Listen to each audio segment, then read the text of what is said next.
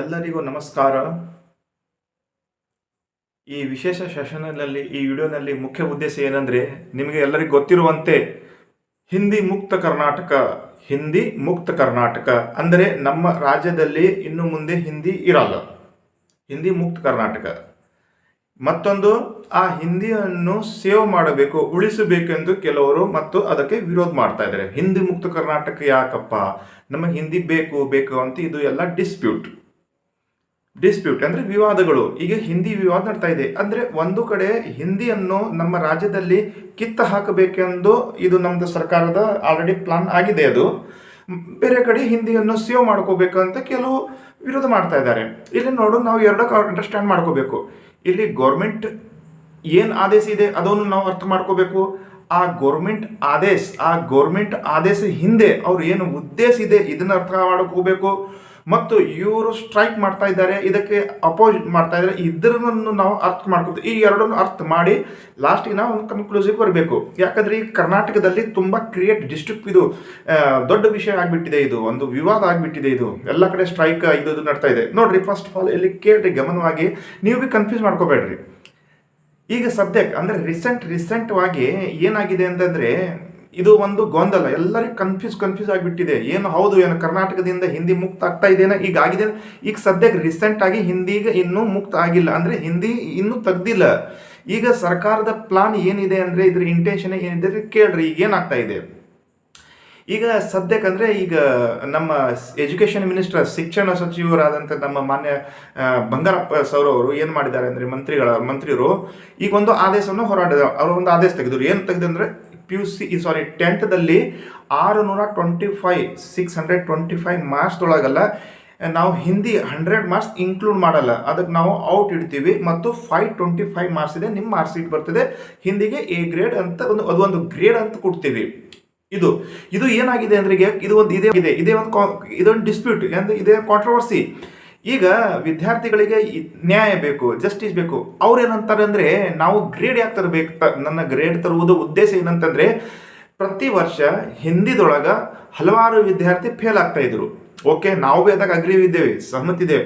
ಅದಕ್ಕೆ ವಿದ್ಯಾರ್ಥಿ ಭವಿಷ್ಯವನ್ನು ಹಾಳು ಮಾಡಬಾರದು ಎಂಬ ಉದ್ದೇಶದಿಂದ ಎಲ್ಲರಿಗೆ ನಾವು ಗ್ರೇಡ್ ಮಾರ್ಕ್ಸ್ ತಗೊಂಡು ಎಲ್ಲರಿಗೆ ನಾವು ಪಾಸ್ ಮಾಡ್ತಾ ಇದ್ದೀವಿ. ನಿಮ್ಮ ಉದ್ದೇಶ ಒಳ್ಳೇದಿದೆ, ಹೌದಲ್ಲ? ಯಾವುದು ವಿದ್ಯಾರ್ಥಿ ಹಿಂದಿದೊಳಗೆ ಫೇಲ್ ಆಗಬಾರ್ದು ಅಂತ ಕೇಸಿ ನೀವು ಏನು ಮಾಡಿರಿ ಅಂದರೆ ಗ್ರೇಡ್ ಮಾರ್ಕ್ಸ್ ತಂದಿರಿ. ಇಲ್ಲಿ ನೋಡ್ರಿ, ಎಕ್ಸಾಮ್ ರಿಯಾಲಿಟಿ ಗ್ರೌಂಡ್ದೊಳಗೆ ಏನಾಗ್ತಾ ಇದೆ ಅದು ಎಲ್ಲರಿಗೂ ಗೊತ್ತಿದೆ. ಹಿಂದಿದೊಳಗೆ ಒಂದು ಸ್ಕೂಲ್ ಇದೆ, ಒಂದು ಹಳ್ಳಿದೊಳಗೆ ಎಲ್ಲಾದರೂ ಒಂದು ಸ್ಕೂಲ್ ಇದೆ. ಕಾಮನ್ ಒಂದು ಎಕ್ಸಾಂಪಲ್, ಅಲ್ಲಿ 100 ಸ್ಟೂಡೆಂಟ್ ಇದೆ. ಆ 100 ಸ್ಟೂಡೆಂಟ್ದೊಳಗೆ ಈಗ ನೋಡ್ರಿ, ನೀವು ಒಂದು ವಿದ್ಯಾರ್ಥಿ ಫೇಲ್ ಆಗ್ಬೋದು, 2 ಫೇಲ್, 3, 4, 5, 10 ಫೇಲ್ ಆಗ್ಬೋದು. ನಿಮ್ಮ ಪ್ರಕಾರ 30 ವಿದ್ಯಾರ್ಥಿ ಫೇಲ್ ಆಗಿದ್ದಾರೆ. ಅಲ್ಲಿ 130 ಫೇಲ್ ಇದೆ. ಈಗ 30 ವಿದ್ಯಾರ್ಥಿ ಫೇಲ್. ಈ 30 ವಿದ್ಯಾರ್ಥಿಗಳನ್ನು ನೀವು ಜಸ್ಟಿಸ್ ಕೊಡೋ ಸಲುವಾಗ ನೀವೇನೋ ಗ್ರೇಡ್ ಮಾರ್ಕ್ಸ್ ತಂದಿರಿ. ಈಗ 30 ವಿದ್ಯಾರ್ಥಿ ಫೇಲ್ ಆಗಿದ್ದಾರೆ, ಇದಕ್ಕೆ ಜಸ್ಟಿಸ್ ಕೊಡಬೇಕು ಉದ್ದೇಶದಲ್ಲಿ ನೀವು ಗ್ರೇಡ್ ಬಂದಿರಿ. ಈಗ 70 ಸ್ಟೂಡೆಂಟ್ ಇದ್ದಿದ್ದಾರೆ ಅಲ್ಲ, ಇವರು 70 ಸ್ಟೂಡೆಂಟ್ ಆಲ್ರೆಡಿ ಅವರು ಓದಿ ಸ್ಟ್ರಗಲ್ ಮಾಡಿ, ಅವ್ರ ಕನಸು ಏನಿದೆ ಅಂದರೆ, ಹಿಂದಿದೊಳಗೆ ಔಟ್ ಆಫ್ ಮಾರ್ಕ್ಸ್ ತಗೋಬೇಕು, ಹಿಂದಿ ಒಳ್ಳೆ ಓದಬೇಕು, ನಾವು ನ್ಯಾಷನಲ್ ಲೆವೆಲ್ ಏನಾದರೂ ಅಚೀವ್ಮೆಂಟ್ ಮಾಡಬೇಕಂತವ್ರು ವಿದ್ಯಾರ್ಥಿ ಇದ್ರೆ 70. ಇಲ್ಲಿ 30 ಸ್ಟೂಡೆಂಟ್ ನೋಡಿ ನೀವು ಗ್ರೇಡ್ ಅಂತ ಹಾಕಿರಿ. ಈಗ 70 ಸ್ಟೂಡೆಂಟ್ರಿ ಏನು ಜಸ್ಟಿಸ್ ಕೊಡ್ಲಾತ್ತೀರಿ ನೀವು? ಅಲ್ಲಿ ಏನೋ ಜಸ್ಟಿಸ್ ಇಲ್ಲ, ಅವ್ರಿಗೆ ಏನೋ ಜಸ್ಟಿಸ್ ಇಲ್ಲ. ಅಂದರೆ 30 ಸ್ಟೂಡೆಂಟ್ ಸಲುವಾಗಿ ನಾವು 70 ಸ್ಟೂಡೆಂಟ್ರು ಹತ್ಯೆ ಮಾಡ್ತಾ ಇದ್ದೇವೆ. ಇದು ಸ್ಕೀಮ್ ಬಂದಿದೆ. ಇದೇ ನೀತಿ ಸರ್, ನಮ್ಮ ಸರ್ಕಾರದ ಇದೇ ನೀತಿ. ಈ 30 ವಿದ್ಯಾರ್ಥಿಗಳನ್ನು ನೋಡಿರಲ್ಲ ನೀವು, 70 ವಿದ್ಯಾರ್ಥಿ ಯಾಕೆ ನೋಡಿಲ್ಲ? 70 ಸ್ಟೂಡೆಂಟ್ ಇಲ್ಲಿ ಪರ್ಸೆಂಟೇಜ್ ಇಲ್ಲಿ ನೋಡಬೇಕಾಗಿತ್ತಲ್ಲ. ಮತ್ತು ಇವರಿಗೆ ಏನು ಜಸ್ಟಿಸ್ ಕೊಟ್ಟಿರಿ ನೀವು? ಈಗ ನೀವು ಆದೇಶ ಯಾವಾಗ ತಂದಿರಿ? ಈಗ ಎಕ್ಸಾಮ್ ಆಗ್ತಾ ಇದೆ. ಇವು ಆದೇಶ ತರೋದು ನಿಮ್ಮ ಡೇಟ್ ನೋಡ್ರಿ, ಟೈಮ್ ನೋಡ್ರಿ. ಅದಕ್ಕೆ ಈಗ ಏನಾಗ್ತಾ ಇದೆ ಅಂದರೆ, ಈಗ ನನ್ನ ಈಗ ಎಲ್ಲರಿಗೆ ನೀವು ಹೇಳ್ಬಹುದು, ಸರ್ ಅದು ಕರೆಕ್ಟ್ ಅದಲ್ಲ, 30 ಸ್ಟೂಡೆಂಟ್ ನೋಡಿ ನಾವು ಗ್ರೇಡ್ ಮಾರ್ಕ್ಸ್ ಹಿಂದಿದೊಳಗೆ ಯಾರೋ ಫೇಲ್ ಆಗೋಬೇಕು ಎಂಬ ಉದ್ದೇಶದಿಂದ ತಂದಿದ್ದಾರೆ. ಇದು ನೀವು ಎಲ್ಲ ಅಕ್ಸೆಪ್ಟ್ ಮಾಡ್ಕೋರಿ, ನಾವೇ ಇದೇ ಅಕ್ಸೆಪ್ಟ್ ಮಾಡ್ತೀವಿ, ಸರ್ಕಾರದ ಒಳ್ಳೆ ಆದೇಶ ಅಂತ. 70 ಸ್ಟೂಡೆಂಟ್ರಿಗೆ ಏನು ಜಸ್ಟಿಸ್? ಅದಕ್ಕೆ ಏನು ಜಸ್ಟಿಸ್ ಇಲ್ಲ. ಓಕೆ, ಮತ್ತೊಂದು ರೀಸನ್ ನೋಡ್ರಿ, ಇಲ್ಲಿ ಏನು ಪ್ರಾಬ್ಲಮ್ ಇದೆ ಅಂತಂದರೆ, ಈಗ ಸ್ಟೂಡೆಂಟರ ಮೆಂಟಾಲಿಟಿ ಏನಾಗ್ತದೆ, ಸ್ಟೂಡೆಂಟರ ಮಾನಸಿಕತೆ ಏನಾಗ್ತದೆ. ಈಗ ನೆಕ್ಸ್ಟ್ ಬರೋ ಸ್ಟೂಡೆಂಟ್ ಅವ್ರಿಗೆಲ್ಲರಿಗೂ ಗೊತ್ತದ, ಹಿಂದಿದೊಳಗೆ ಏನದ ಗ್ರೇಡ್ ಮಾರ್ಕ್ಸ್ ಅದ. ಅವರು ಕ್ಲಾಸ್ ರೂಮ್ದೊಳಗೆ ಬಂದು ಅವರು ಇಷ್ಟು ಇಂಟ್ರೆಸ್ಟ್ಲಿಂದ ಅವ್ರು ಯಾರೂ ವಿದ್ಯಾಭ್ಯಾಸ ಮಾಡುವುದಿಲ್ಲ ಮತ್ತು ಅವರು ಕ್ಲಾಸನ್ನು ಕೇಳುವುದಿಲ್ಲ. ಏನಂತಾರೆ ಅದು, ಹಿಂದಿ ಚಲ್ತಾ है ಅಂತಾರೆ. ಟೀಚರಿಗೆ ಅಂತಾರೆ, ಸರ್ ಹಿಂದಿ ಚಲ್ತಾ है, ಹಮೆ ಕ್ಯೂ ಪಡ್ನಾ है, ಗ್ರೇಡ್ ಮಾರ್ಕ್ ದೇगा, हम ग्रेड से चलते ಹಿಂದಿ ಚಲ್ತಾ है ಅಂತ ಅವ್ರದ್ದು ನೆಗೆಟಿವ್ ಥಾಟ್ ಬರ್ತದೆ ವಿದ್ಯಾರ್ಥಿಗಳಿಗೆ. ಮತ್ತು ಇದೇ ಮಾಡ್ತಾರಲ್ಲ.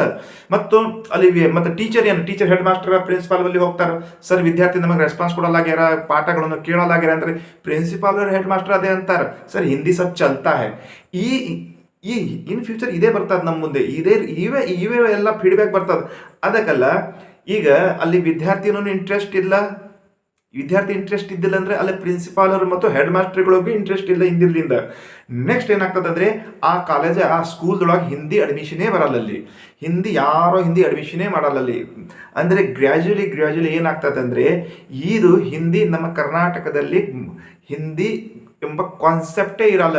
ಈಗ ನೋಡ್ರಿ ನೀವು ಮುಂದಿನ 10 ವರ್ಷದೊಳಗೆ ಹಿಂದಿ ಎಂಬ ಶಬ್ದನೇ ನಮ್ಮ ಕರ್ನಾಟಕದಲ್ಲಿ ಇರಲ್ಲ ಅಂತ ಕೇಸಿ ಇದೇ ಪ್ಲಾನ್ಲಿಂದ ನಮ್ಮ ಸರ್ಕಾರ ಇದೇ ಒಂದು ಪ್ಲಾನ್ ಇಟ್ಕೊಂಡು ಇದು ಕೆಲಸವನ್ನು ಮಾಡಿದ್ದಾರೆ. ಇಲ್ಲಿ ಈಗ ನೀವು ಹೇಳ್ಬೋದು, ಸರ್ ಈಗ ಯಾರಿಗೇನು ಪ್ರಾಬ್ಲಮ್ ಆಗ್ತದೆ ನೋಡ್ರಿ, ಹಿಂದಿ ಅಂದರೆ ನಾವು ಅರ್ಥ ಮಾಡ್ಕೋಬೇಕು. ಹಿಂದಿಯೊಳಗೆ ಏನು ಸ್ಟ್ರೆಂತ್ ಇದೆ, ಹಿಂದಿ ಏನು ಶಕ್ತಿ ಇದೆ ನಮ್ಮದೊಳಗೆ ಅಂದರೆ ಹಿಂದಿ ಈಸ್ ನಮ್ಮ ದೇಶದ ಸಂಪರ್ಕ ಭಾಷೆ ಇದೆ. ಇದು ಕಮ್ಯುನಿಕೇಶನ್ ಲ್ಯಾಂಗ್ವೇಜ್ ಇದೆ.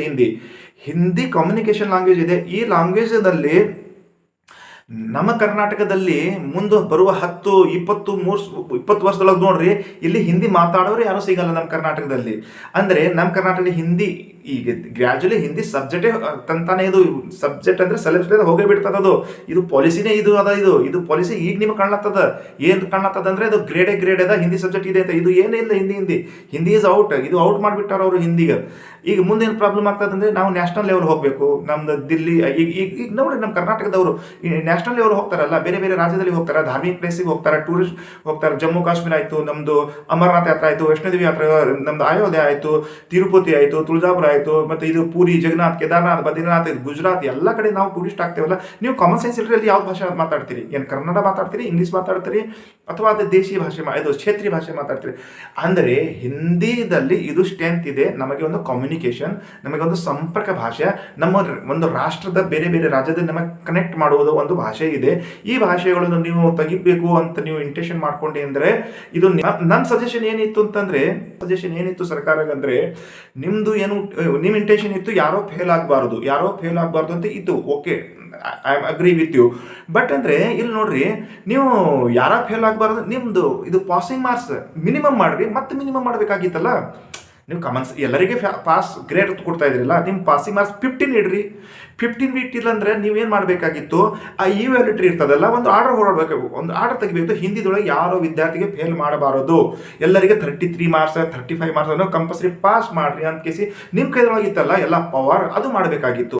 ಅದಕ್ಕೆ ನಮ್ಮ ಸರ್ಕಾರಗಳು ಇದು ಮಾಡಿದ್ದು ಎಲ್ಲ ಸ್ಟೇಜ್ ತಪ್ಪಿದೆ, ನಮ್ಮ ಪ್ರಕಾರ ತಪ್ಪಿದೆ. ನಿಮ್ಮ ವಿದ್ಯಾರ್ಥಿಗಳೇ ಮತ್ತು ಎಲ್ಲರೂ ನಮ್ಮ ಪೇರೆಂಟ್ಸ್ ಅವರು ಎಲ್ಲರಿಗೆ ಇಂಟೆನ್ಷನ್ ಏನಿದೆ, ನಿಮ್ಮ ಪ್ರತಿಕ್ರಿಯೆ ಏನಿದೆ, ಸ್ವಲ್ಪ ನೀವು ನಮ್ಮ ಕಾಮೆಂಟ್ಸ್ ಬ್ಯಾಕ್ದಲ್ಲಿ ಹೇಳಬೇಕು. ಹಿಂದಿ ಇರಬೇಕು ಅಥವಾ ಹಿಂದಿ ನಮ್ಮ ಕರ್ನಾಟಕದಲ್ಲಿ ಮುಕ್ತ ಆಗಬೇಕು, ನಿಮ್ದು ಒಪಿನಿಯನ್ ಏನಿದೆ. ಈಗ ಈ ವಿಡಿಯೋಗಳನ್ನು ನಾನು ಮಾಡೋದು ಮುಖ್ಯ ಉದ್ದೇಶ ಏನಂದರೆ, ನಾನು ಯಾವುದೇ ಸರ್ಕಾರದಲ್ಲಿ ಬ್ಲೇಮ್ ಮಾಡೋದು ಅದು ನಮ್ದು ಏನು ಇಂಟೆನ್ಷನ್ ಇಲ್ಲ. ಸರ್ಕಾರ ಮಾಡುತ್ತಿರುವ ಇದು ಸರ್ಕಾರ ಮಾಡಿರುವ ಆದೇಶಗಳು ಇದು ಎಲ್ಲರಿಗೆ ತಪ್ಪನಿಸುತ್ತಿದೆ. ಅದಕ್ಕೆ ಮುಂಬರುವ ಟೈಮಲ್ಲಿ ನಮ್ಮ ಆಫ್ಟರ್ 10 years ನಮ್ಮ ಕರ್ನಾಟಕದಲ್ಲಿ ಹಿಂದಿ ಭಾಷೆ ಇಲ್ಲಿಂದ ಮುಕ್ತ ಕರ್ನಾಟಕ ಹಿಂದಿ ಭಾಷೆ ಆಗುತ್ತದೆ. ಅದಕ್ಕೆ ಇದು ವಿಷಯ ನಮ್ಮ ಗೌರ್ಮೆಂಟ್ ಸರ್ಕಾರದ ಗಮನಕ್ಕೆ ಬರಬೇಕು. ನಮ್ಮ ಕರ್ನಾಟಕದಲ್ಲಿ ಇರುವಂಥ ಎಲ್ಲ ಮಂತ್ರಿಗಳು ಅಲ್ಲಿ ಪಾರ್ಲಿಮೆಂಟಿಗೆ ಹೋಗಿ ಹಿಂದಿದೊಳಗೆ ಮಾತಾಡ್ತಾರೆ ಅಂದರೆ ಪ್ರೌಡ್ ಫೀಲ್ ಆಗಬೇಕು ನಮಗೆ. ಈಗ ನಮ್ಮ ಇದು ಕಲ್ಯಾಣ ಕರ್ನಾಟಕದ ಗುಲ್ಬರ್ಗಾದ ಮಾಜಿ ಸಂಸದರಾದ ಶ್ರೀ ಮಲ್ಲಿಕಾರ್ಜುನ್ ಖರ್ಗೆ ಸರ್ ಅವರು opposition leader, Lok Sabha and Rajya Sabha opposition leader ಅವರು ಹಿಂದಿದೊಳಗೆ ಮಾತಾಡ್ತಾರೆ ಅಂದರೆ ಎಷ್ಟು ನಮಗೆ ಪ್ರೌಡ್ ಫೀಲ್ ಆಗಬೇಕು.